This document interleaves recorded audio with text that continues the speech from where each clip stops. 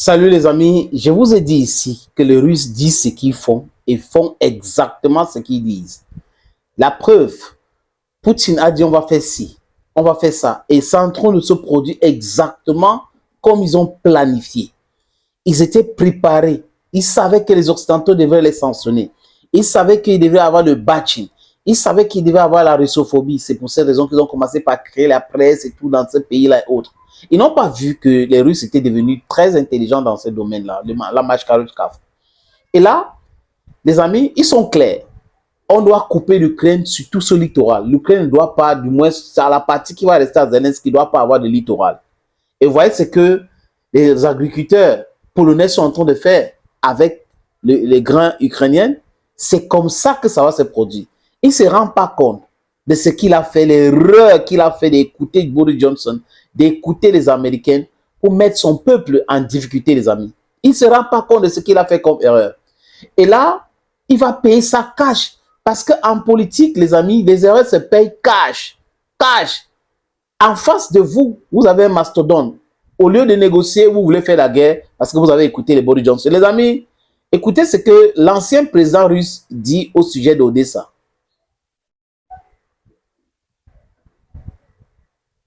Pour ce qui est d'Odessa, je ne peux dire qu'une chose. Odessa rentre à la maison. Et c'est tout.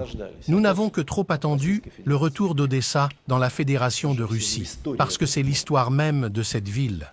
La manière dont les gens vivent, la langue qu'ils parlent, c'est notre vie. Il s'appelle Dmitri Medvedev, le vice-président du Conseil de sécurité russe, ancien président de la Russie. Odessa est russe. On parle russe là-bas. La culture d'Odessa est russe. Tout à Odessa est russe. Donc Odessa doit revenir à la maison. Odessa doit faire quoi? Revenir à la maison. Ce n'est pas Vladimir Poutine qui a dit. C'est le vice-président du Conseil de sécurité de la Russie qui a été président de la Russie.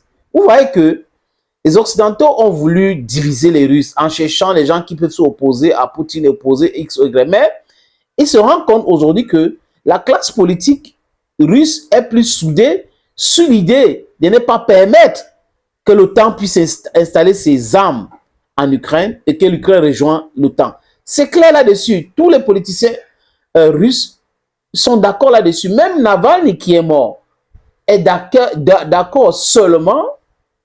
Il n'a pas voulu la guerre. Voilà, la démarche est différente. Donc du coup, quand ils essayent de faire de divide and rule, divide and rule, divide and rule, et ils se rendent compte que leur divide and rule tactics ne marche pas, qu'est-ce qu'ils font?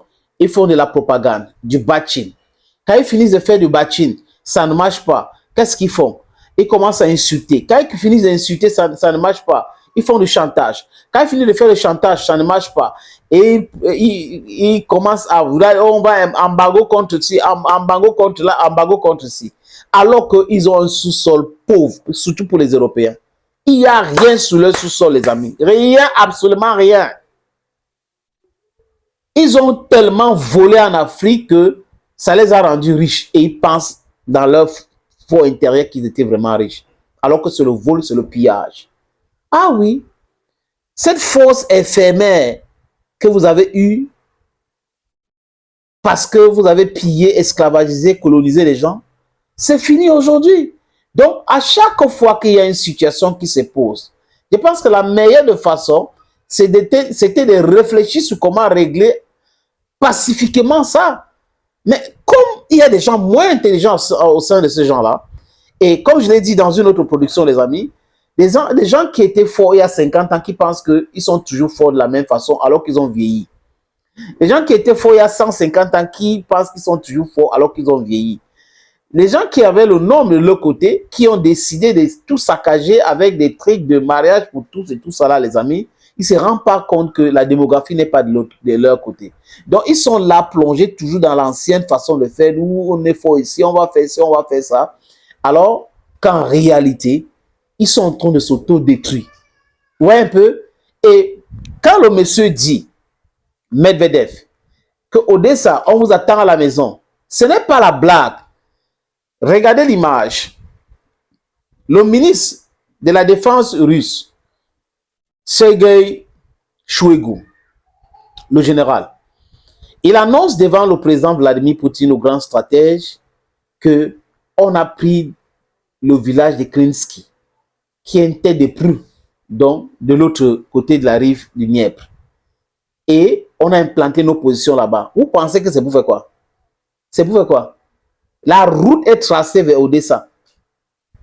Écoutez très bien, les Russes sont en train de préparer quelque chose de très grave.